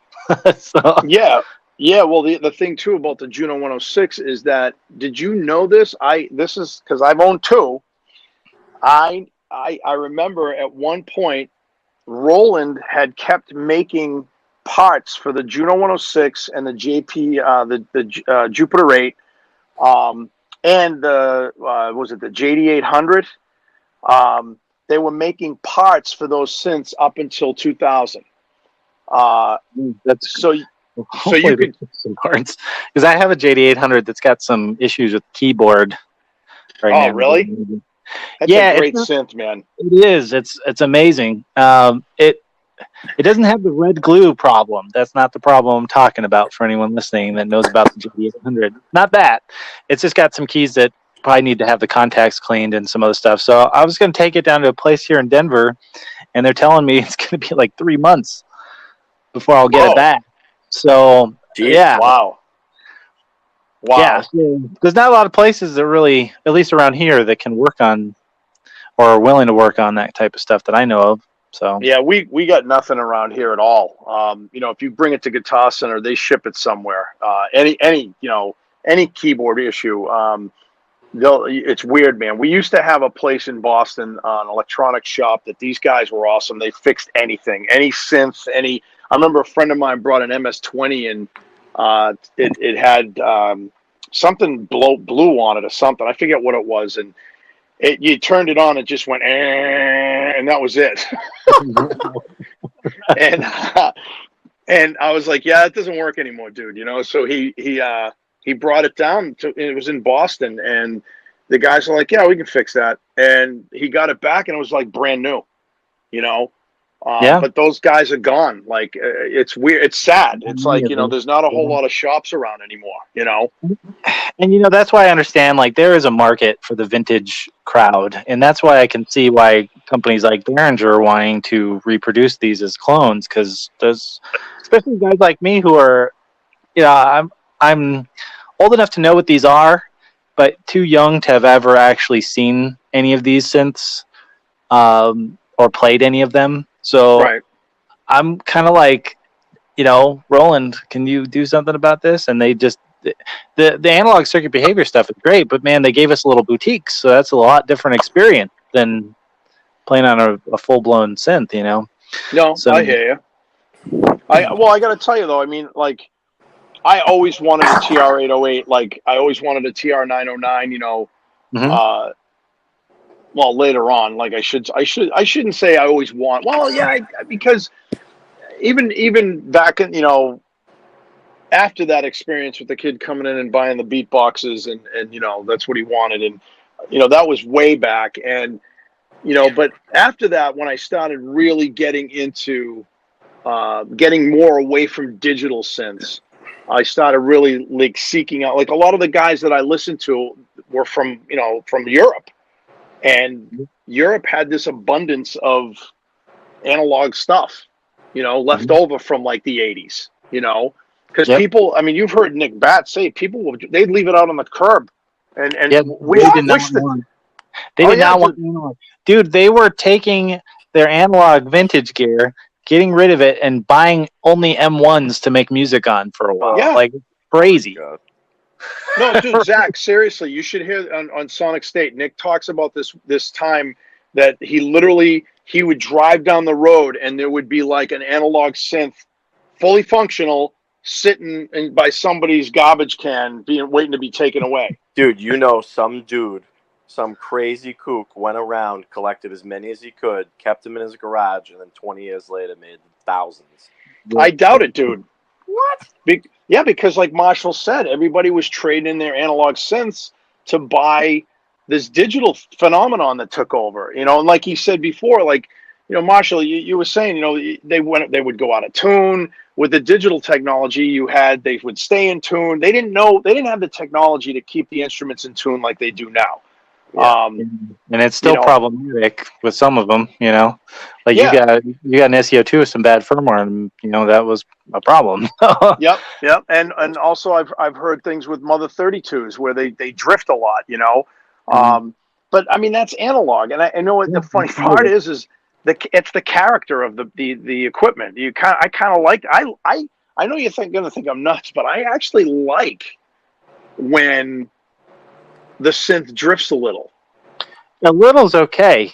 Not a lot. Yeah, but if it's to the point to where you cannot keep it at, close enough to be able to use, and the biggest thing probably, like, I work in a studio, so it's not a big deal for me, but if I was on stage and I was bringing some of this gear, it would drive me nuts. Like, have you watched any of K-Boo's videos? The guy that he takes his massive like rig of analog synths that are old and just performs with them. No, he has like 10 synths on stage with him, and he just jams out, man. It's great. And he does like a lot of. To check it. How do you spell it? Kebu. K-Boo. K-Boo. I'll definitely check it out. Yeah, man, you'll be into that. He's got like some amazing gear, and I don't know how he gets that stuff to not break on him in the middle of a set. And yeah, he does some cool stuff. Really? Yeah. It's funny. I've seen Plastic Man. I don't know how many times I've seen. Who was? I saw Sasha and Digweed. I don't know if you're familiar with those guys. Yep. But I saw Meat Beat Manifesto one night, and that guy blew my mind. Whoa. Did you just say Meat Beat Manifesto? Yeah, dude. Okay. Just want to make sure I caught that. No, look it up. It's an actual guy actually. But when he goes out and he plays, I think he had like 3 dudes in the band with him, and he had a drummer. But he had a full blown modular system, and he goes everywhere with it. Yeah. And I'm like, how? Like, how do you maintain that? You know what I mean? Yeah. Are either of you two into any of the modern modular stuff, like the Eurorack stuff that's been all the craze these days? I had a Pittsburgh modular that I bought. I had the system. Was it the 10 Plus or whatever it was called? And I got to tell you, I got lost in modular, dude. I started out with the base system, and I bought one other module, and I still had another like a couple of more spaces left to put more in. But the thing that kills me with modular is I sat there patching for hours and never wrote a goddamn thing. Dude, I got ADHD, dog. You can't put me in front of something with that much stuff going on. Well, plus Zach has a wire fetish. He hates wires. Dude, oh man, you would hate my studio. That's not that at least it's not modular spaghetti, but to get all the shit hooked up in my little studio over here, there's wires everywhere. You go bonkers, dude. Oh, dude, people love me when I come over because they like come back into their room and they don't have any wires. And like, what happened? Well, would you clip them? No. He literally when we redid my studio, he went to town with ties and all kinds of stuff. And but then he came over after I had wired up the left side of my studio, and he was like, "I'm gonna fucking kill you." Dude, he calls me and he's like, "Zach, I made a mistake, and I don't want you to be mad." And I'm like, "What do you mean?" And he wouldn't tell me. And then I walked in, and like half the room was like perfectly fine, and the other half of the studio was all wires on the ground, and I almost had a fucking heart attack. Well, Marshall, you know, man, you get a synth, and you're like, "Oh, I want to hook this up." You know? Right. It's like I'm like sitting there going, I don't have time for cable management. I'm a musician, god damn it. You know what I mean? Yeah, unless you have every synth you're ever gonna buy, you're gonna have to get in there and hook some shit up and move stuff around. And my studio changes all the time. It's impossible to keep the wires clean. The only time the wires are actually clean is when I do a studio tour or something like that, because like I want it to look nice. But most of the time, I've got stuff all over the place. Yeah, I did a studio tour video on YouTube and recently, I think it was last week, and I didn't give a shit, man. Because I had stuff unplugged. I just got some Adams audio monitors, and I had some other monitors connected, and I just disconnected them. And I'm looking at it right now. These cables are literally leaning over my TV3 right now. And Zach's like, really? Like, you're not Dude, gonna, and it still freaks me out that you call speakers monitors, because I keep thinking you're saying TVs or like screens. Well, studio monitors. I mean, that's what we call them. They're studio speaker monitors. They're powered studio monitors or speaker monitors. I guess that speakers. When I hear that, I think like a radio, like a little radio or something. Yeah, same here. Speakers in your car. Like that's what I think when I hear speakers. When I hear monitors, especially if I know the context, in which case I do in this conversation, of course, then I'm gonna think, monitors for the studio. Mm-hmm. Well, yeah, I mean, I remember I just picked up a couple of computer monitors, a couple of new monitors, and Zach's like, "Why, dude? What are you buying monitors for? You just bought speakers?" And I'm like, "No." He goes, "You're confusing the shit out of me, man." I'm like, I don't know what you're saying right now. I don't get it.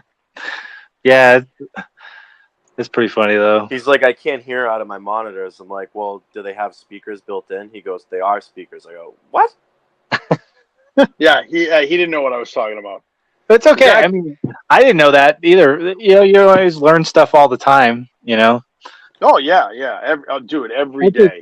That's studio jargon, though. You could call them speakers. It's the same thing, basically. Yeah. Yes.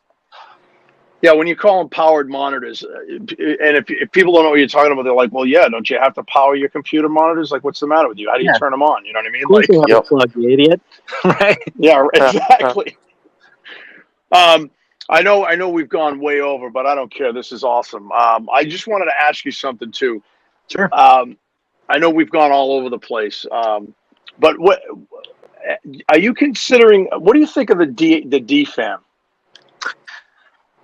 It's not. I don't think it's for me, honestly. Analog. Really? Yeah, I don't think so. I don't. The Any the reason why? because I have a 808 and I have the TR-08 and the TR-09, which are going to be perfect for me for most of my percussion needs. And anything else, I use just I'll use one-shot sample packs and construct my own loops that way. The Right. For some reason the analog drum machines have come out lately. They haven't been my thing. Like the Arturia one, I looked at that and I was like, and then I went and bought a TR-8 instead. Yeah, the Arturia drum machine is nice. I was gonna buy one. I remember again, Zach's always with me, dude. He's like, I don't know. It's like I guess it's a bromance. I don't know, but anyway. That was actually really nice because I thought you were gonna say like herpes or something, and then No, so you were with me that, and I remember, my friend Ryan that works at Guitar Center, he was like, all right, man, I put your name on it, I'll put it away, and I never bought it because I was just like, I don't know, man, like, and then the TR-09 came up, and I was like, all right, I'll buy that instead because I always wanted one, Yeah, and they sound amazing, and you can't go wrong with a TR-09 or with 909 sounds. I know they're been used to death, but they sound amazing, and that's why they're so like shit in the field. It's everywhere. Yeah, and I love drum machines. Because I'm a drummer. That's what I started on. That's my forte, and I just love drum machines. So I bought a TR-8 when that first came out, and I bought the pack that goes with that. So I got the TR-707, the 727, the 606, Yep. the 808, and the 909, all in that machine. It was great. It's awesome, right? I love that drum machine. And then they've just come out with the 8S, and that seems even better. I've been thinking about. I'm like, do I really need one though? I already have a TR-8, an 08, and an 09.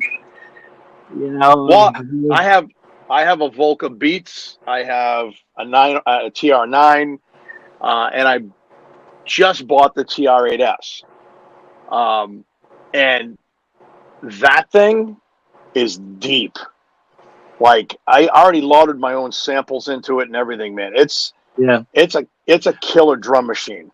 That was the biggest complaint I think people had about the original TR-8 was you couldn't import any of your own samples into it.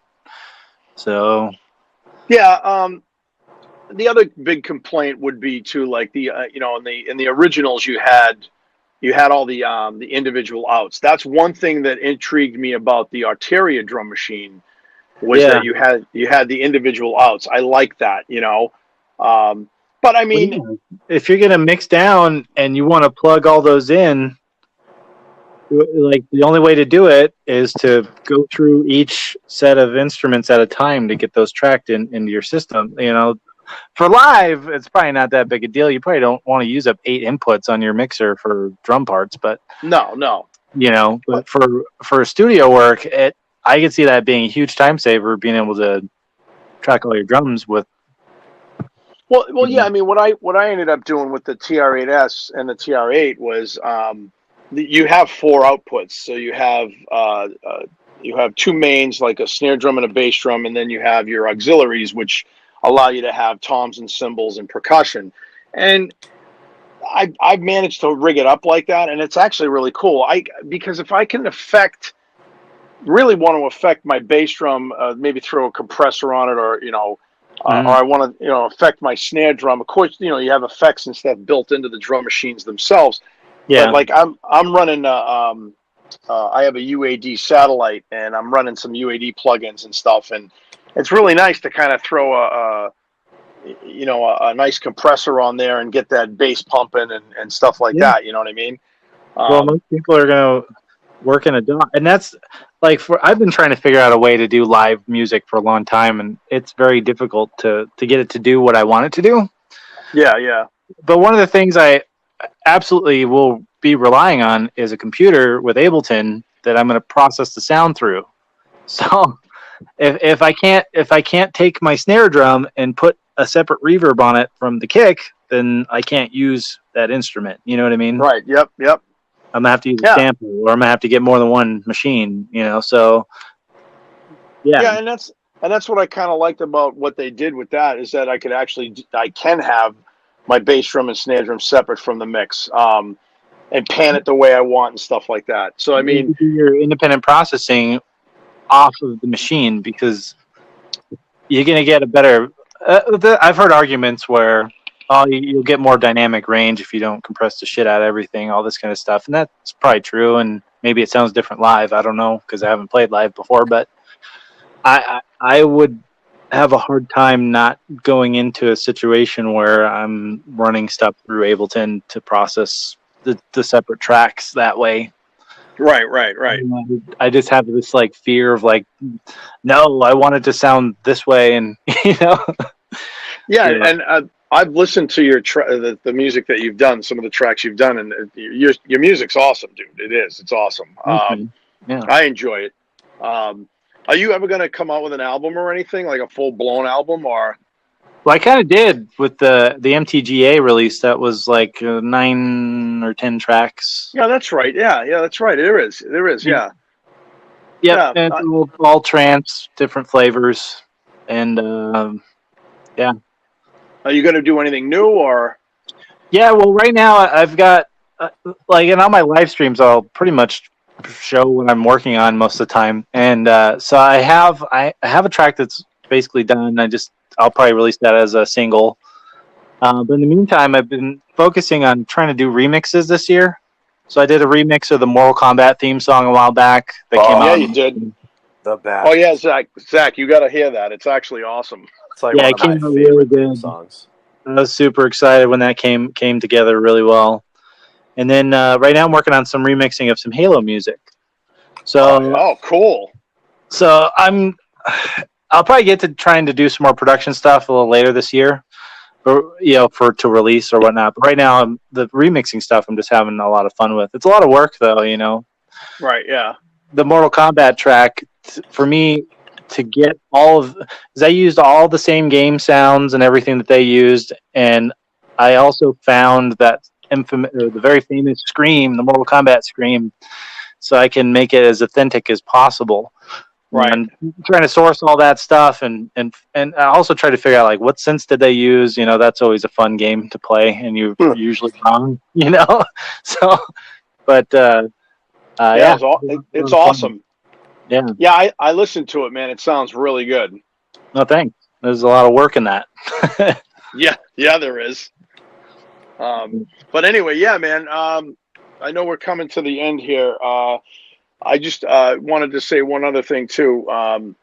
What do you think of? I know Modell. Have you ever seen any of the Modell stuff? Yeah, the Model. They had a few years back. They had a really expensive 8-voice analog, I think it was, and a digital synth that were very, very expensive. Yeah, they're expensive. But what's killing me about them now is I was watching on Sonic State. They just had done a demo of this thing called it's called the Modell Sculpt synthesizer. Yep, I saw that. It's this little tiny thing. You know, like, do we need another little tiny synth? I was just gonna say. But you know, they didn't get it from the other end because their other stuff is so expensive. Everyone's going to complain about that. So, well, Nick said that this thing's going to cost under $200. And I heard it. I listened to it, and it sounds really good. It sounded pretty cool. It's reminded me of the Uno, the IK multimedia Uno thing, Although Well, it didn't. I think that they was another one. Yeah, it's kind of like, really, guys, like, why are you doing this? Like, I and don't get me wrong, like, I so want to get my hands on a Model D, and I want to get my hands on a Neutron. Yeah. But that's different. Yeah. Those. You know what I would say is it's fine. I mean, the target audience or consumer, whoever they're targeting for that, is probably not me. And if it gets some kid interested in playing with a hardware synthesizer versus a VST, I think that's great. Yeah. Yeah, here's the one you were talking about, the Model 002. Yeah, I think that's a digital one, and then I think there's a 008, which is the analog. And there's some demos online of that 008 that sound amazing. That thing sounds so good. Oh yeah, there it is, the 008. Yeah, wow, that's a beast, huh? Yeah, but it's like $5,000. So Oh my god. Jesus. yeah, it's insane. And the digital one was a lot too. I can't remember how much that is, but yeah. I mean, I get it. Well, but even if it's digital, is it? I mean, like Moog, is all it's Moog is like, it's all hand wired. It's boutique style. You know what I mean? It's like boutique pedals. It's hand wired. It's built in the United States. Yeah. Something like this. I mean, is it the same? Is that why they're charging that kind of money, or is it made in China? Like, what's the deal with it? Well, the thing about analog, especially, is that there's a lot that goes into making a poly analog synth, which is probably why you haven't seen Moog make one in a long time. Well, there's a rumor about that, isn't there? Yes, there is. There's a huge rumor that was on Gear Sluts a while back. Some guy saying that his Sweetwater rep was telling him that this Moog 1 is a poly that's going to be like $8,000 or something like that. So, I mean, has anybody confirmed that, or is that? No one knows anything. And it's all, we'll find out, I guess, if that's true at some point, whenever we find out what the Moog 1 is. Yeah, because I mean, they came out with the what was it? The grandmother. Yeah, which looks and sounds cool, but man, why would you name it the grandmother? I don't. Well, it's like they got this whole thing going, like the Mother 32. Like, when I heard the Mother 32, and I love my Mother 32, but when I heard that, I was like, why are we calling it this? Well, so the whole shtick right now, from what I understand, is they're trying to incorporate more females into synthesis, and so they feature, I don't know if you've noticed, but a lot of the videos on the Mother series of stuff is as women. Yeah, Roland did that with the TR-8S too. So I think that's part of it, and so Moog has taken to even naming the synths, mother, grandmother, that's feminine, of course. So.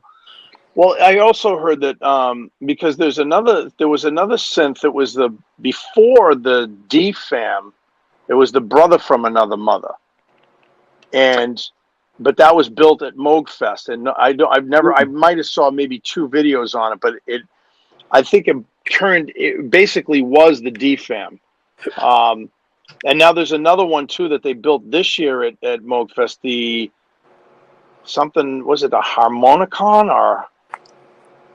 I don't think I heard about that one. Oh yeah, it's very strange. You should check it out. Just go onto YouTube and type it in. Just say because their naming convention has been. You say Mother 32, you're not going to get that confused with anything, True. So. Yeah, this one, because I forget what it was called. It was like the Harmonicon. That's what it was. And it's weird, man. It takes like different harmonics frequencies and it morphs them into one another to come up with one frequency. It's like a drone synth, really. I know guys that are into modular stuff are probably going to want one of these. Yeah, probably. Again, like the reason why I got rid of my Pittsburgh modular is because I never got anything done. I just sat there like patching cables going, okay, this is cool, but I'm making noise. I'm not really but then you got guys like, I don't know if you've ever heard of like H. Noy or these guys are amazing. They write entire pieces of music that sound like music.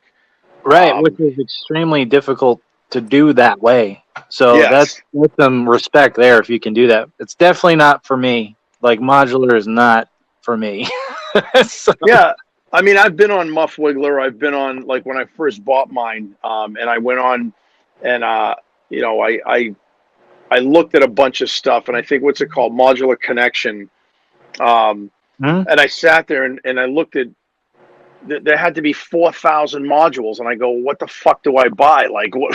well, yeah, that's the problem because you don't really know, and as you get your feet wet, like you could realize, oh man, now I need this and this and this. You can spend a fortune on it, I'm sure. And Yeah. I'm sure people have. And I get the appeal of it is that you can basically build your own unique synthesizer with these modules and do some very crazy stuff. My biggest problem is, like you said, time. I don't have the time to mess around with all that. And the other Right. part is repeatability. I may want to repeat the patches that I make. And you're not, with the Dude, system like that, it's going to be impossible. You pull a cable, it's gone. Yep. I've experienced it. Gone. And I even put the cable back in the exact same CV connector and gone. Gone. Yep. So those are my two biggest reasons. I see the appeal in it. I'm not saying that somebody who loves modular shouldn't. It's just not. No, you got guys like Richard Devine and those guys that are just like, yeah, that's what they do. You know what I mean? But to me, it's like we've moved beyond the modular stage at some time ago. I don't know why it's coming back. Well, I think it's a huge pain in the ass to me is what it seems like. Well, I think what the appeal to it. Oh, here he goes. But let's be nice, Zachy. I love VHS. No, you don't. Yeah, let's all get cassettes again. That's coming back, I heard. It is. Cassettes and vinyl are huge again, man. Stop it. It's true. I'm cool with vinyl. Remember, I guess most people are still used to listening to shitty MP3s anyway. Probably cassette, probably not that much worse. Well, it's funny because Tascam announced last year that they actually were going to build, and they did. They built 2 brand new cassette decks because cassettes are coming back. It's funny that you mentioned that Tascam because I watched some guy review that thing, and it's basically just a cheap ass. They still don't make a high end one because I guess the high end ones that use like metal tapes or even like this, there's like 2 or 3 different tiers of cassettes that I didn't even know about till like last year. But good luck finding them. Right, and well, you can't. You can play back those tapes, but you can't record them. And I don't get it. Why would you do that? Like, if you can get a high quality WAV file, you're good. Yeah, exactly. And sure, the media is like, I guess having the thing in your hand. I get that. I grew up in the 80s and 90s. I know, but if you're talking about fidelity, you're going to get the best fidelity on your computer with a WAV file or some lossless codec, Absolutely. Yeah. But just real quick, getting back to the other thing was, with modular is that I think it appeals to people who aren't really musicians, that they can actually dabble in creating sound and stuff like that. I think that's kind of cool. You know what I mean? I like I said, I dabbled in it, thought it was cool. Still think it's cool. I mean, some of those modular systems are beautiful. They look cool as hell. I love the way they look. Yeah, but I can't even imagine like delving in the way some people have. And then you have these great these guys like Clayton from Cell Dweller. You have Trent Reznor. You have Richard Devine. You have these guys that write music for movies and stuff that use these things. Which is cool, but I don't know, man. If it doesn't have, I don't know. I guess if you put it this way, if I had unlimited time and what I was doing was music, I probably would get into it because I'd have all the time in the world to dick around with it. But yeah, Well, I mean, Bo said he would never get into it, but then when they gave him like the module boxes and stuff, and then like here, Right. and then he started filling them up and he started playing with them, and he did a cool video on creating beats and stuff with it. But then I sat there and I thought to myself, I go, well, my drum machine fucking does that. So I'm like, what? Right, in 2 seconds. Yeah. You're good. You got your drum. Yeah, I don't have to patch anything. I move a fader and I get a bass drum. You know what I mean? Like, yeah. Well, I don't know. There's even some good like I use a plugin called Kick 2 to make kicks with, and that's pretty easy to use, and you can. It's not like I read about that. Yeah, it's not like canned. There's patches in there that are presets or whatever, but you can go in and make your own kicks on that thing. So you would probably be interested in seeing this. It's a new thing that Native Instruments came out with. I'm trying to think of the name of it, but it's here it is here. I just pulled it up. Where is it? They just came out with this thing, and well, they actually had their own modular system too, all in a box kind of thing. Mm-hmm. And I also downloaded this. I was telling Zach this in the last podcast we did. Was it VS? VS? You don't tell me nothing. VCV. Oh yeah, that's the free one, the free modular software. Yeah, it's pretty cool. I haven't downloaded and installed it yet, but it seems pretty cool. You know what I mean? Yeah. But again, it reminds me of the Nord modular. There's all software-based modules. Like I have a little micro modular, which is kind of like that. Yeah. Oh, here it is. It's called Track 01. It's a creative kick and bass instrument. Inspire new projects with inventive sound design, sequencing, modulation, mixing, and features, and more features. It's $99. I like Native Instruments stuff, so I use a lot of Contact stuff. Oh, okay. But I think I'm interested in this. This thing, it does kick drums. That's its main thing. So it's kind of like the Kick 2 thing that you're talking about. You know what I mean? Yep, that one's Sonic Academy. Because the Kick 2 is from Sonic Academy. They've got some nice software. I have their synth, the Anna synth as well, which is pretty good. Cool. Yeah. All right. Well, listen, man. I could go on and on and on with you. This is awesome. We'll just have to. I'll just have to have you come on my show, on my channel. How about that? That would be awesome, man. That really would. That would be so cool. Yeah. Oh, look at this. It's telling me that we need to finish our recording. Look at it. It's giving me it's getting attitude. Mad at you, dude. It's coming up on 2 hours. It's getting mad. Yeah, it doesn't like that. But Marshall, so besides YouTube, where can people check your stuff out, man? Yeah, YouTube, MarshallArnold.com. It's Marshall with 1 L because I'm not the sheriff, is what I always say. That's right. So, iTunes, all those places. It's everywhere. Dude, that's gonna be the title of my my podcast. Cool. I'm not the sheriff. There it is. That's the title right there. Right.